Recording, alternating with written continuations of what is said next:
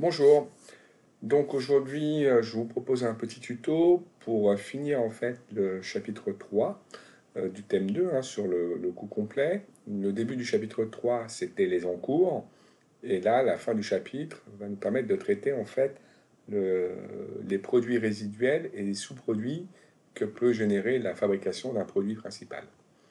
Donc, on va commencer par parler des produits résiduels. Les produits résiduels, en fait, il y a deux types de produits résiduels. Premièrement, il y a les déchets. Les déchets, bah, ce sont une partie des matières premières qui a été utilisée pour la fabrication d'un produit principal, mais qui après est perdue. Par exemple, c'est le morceau de tissu, hein, lors de la fabrication d'un vêtement, bah, il y a toujours un peu de déchets. Quand vous fabriquez des meubles en bois, eh bien, il y a une partie du bois qu'on appelle la sciure de bois aussi, qui est considérée comme un déchet.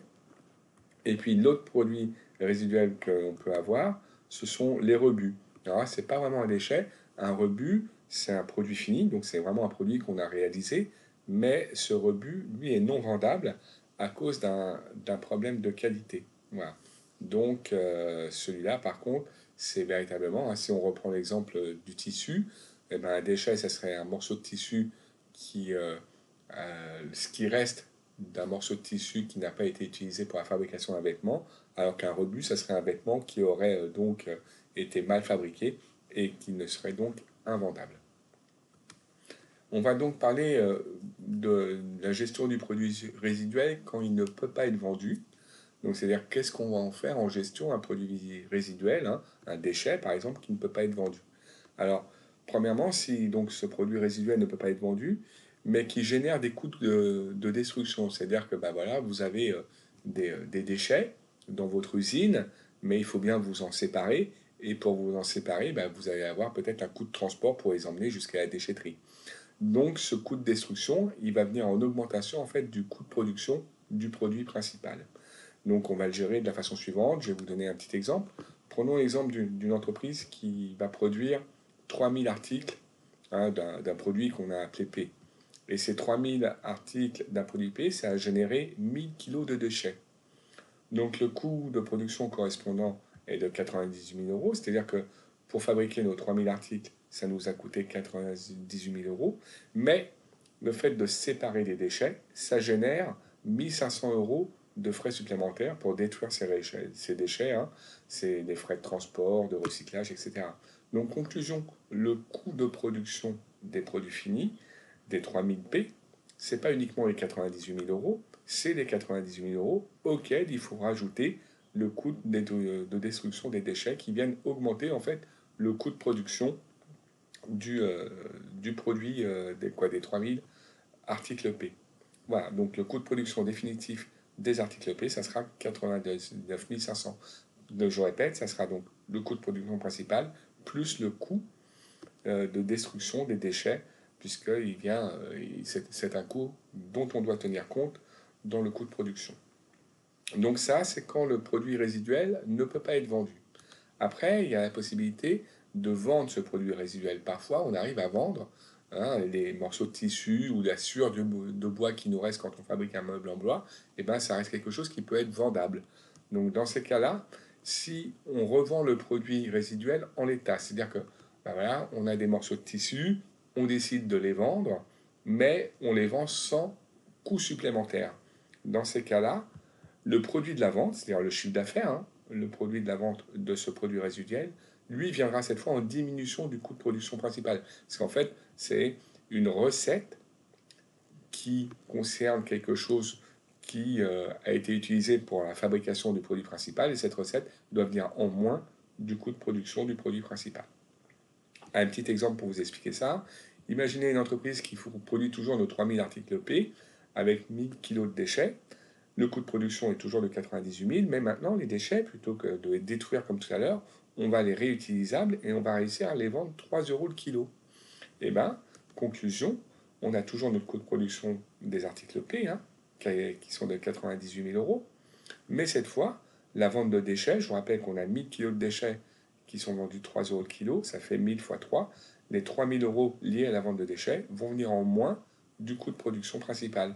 Et en fait, le coût de production définitif des articles P, et ben dans mon exemple, ça sera 95 000. Voilà. Donc là, c'est quand on peut vendre les produits résiduels sans qu'on ait besoin d'avoir un coût supplémentaire pour les vendre. Et puis évidemment, il y a le troisième cas où on va les vendre, encore une fois, ces produits résiduels, mais cette fois, ça va nous générer un petit traitement supplémentaire pour les vendre.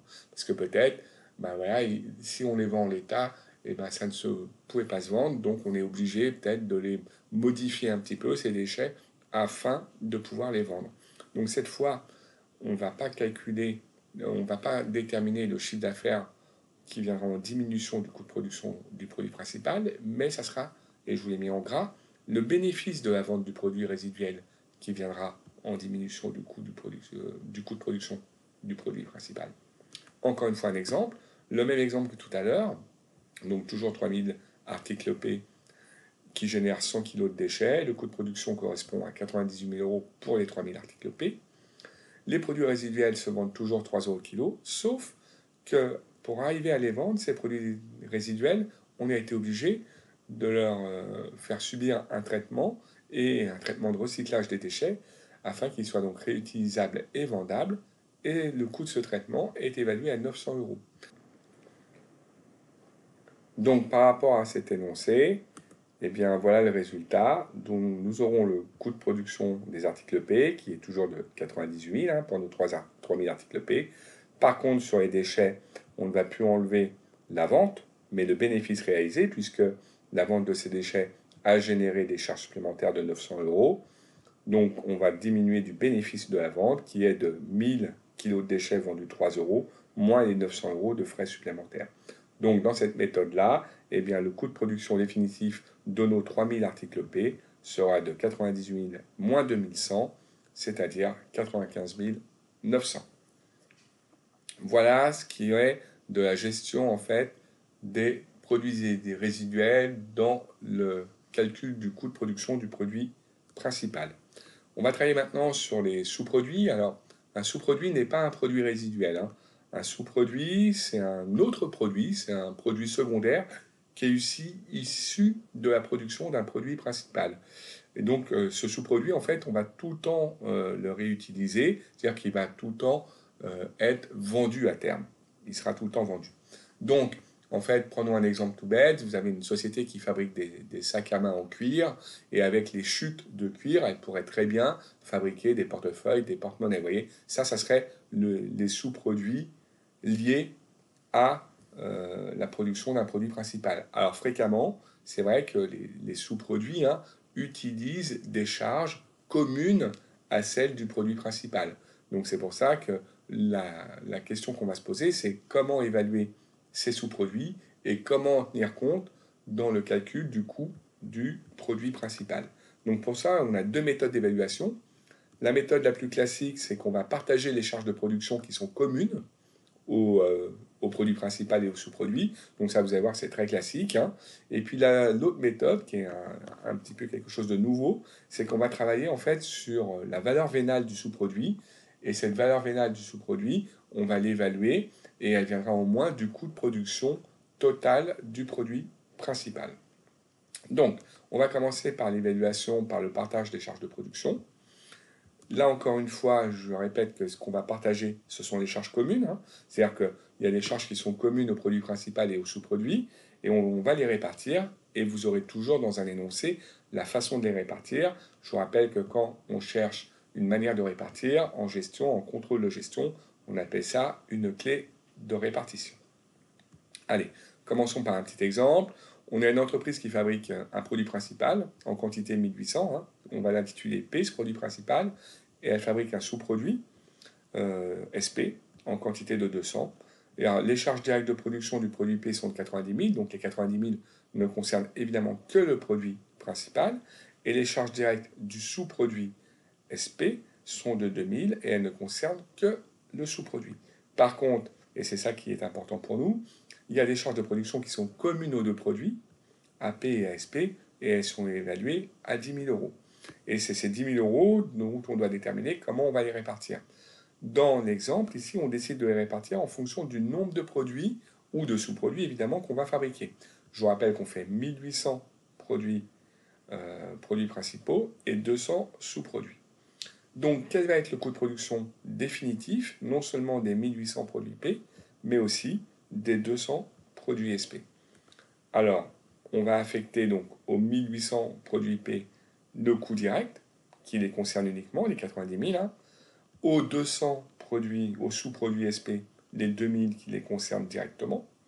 Et en fait, c'est surtout sur les 10 000 que l'on doit répartir.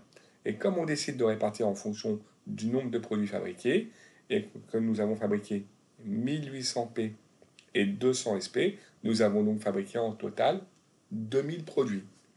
Donc, la répartition des charges communes qui sont évaluées à 10 000 euros, on fera 10 000 divisé par les 2000 produits, c'est-à-dire que pour chaque produit ou chaque unité, eh ben, on devra affecter 5 euros de charges communes. Comme on fabrique 1800 P, eh ben, on fait 1800 x 5, ça fait 9000 euros qui seront affectés à la production, au coût de production des produits P.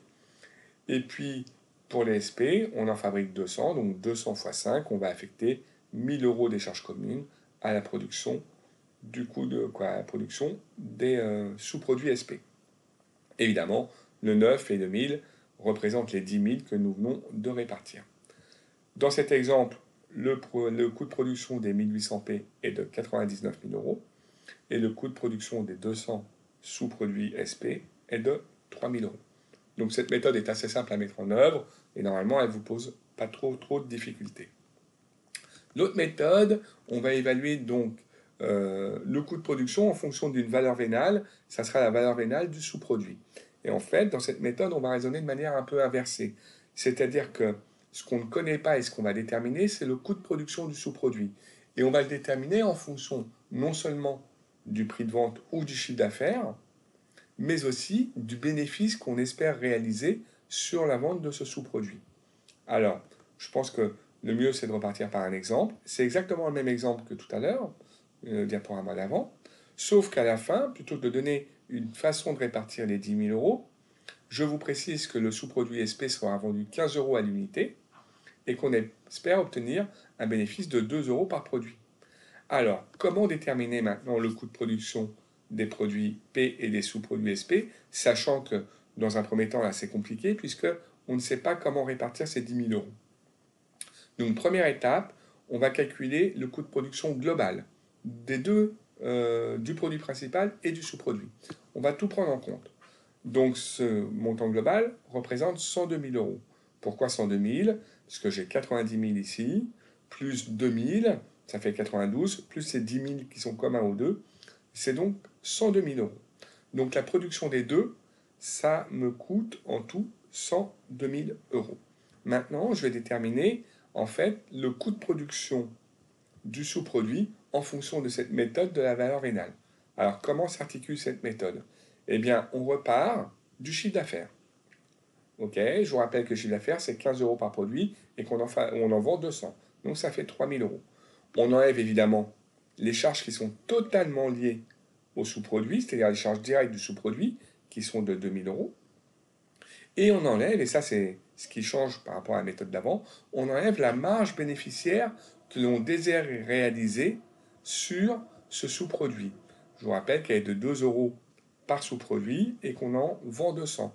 Donc ça fait 200 fois 2, on va enlever 400 euros. Et dans cette méthode, eh bien, le coût de production en fait définitif des 200 sous-produits est évalué à 600 euros. C'est la méthode de la valeur vénale.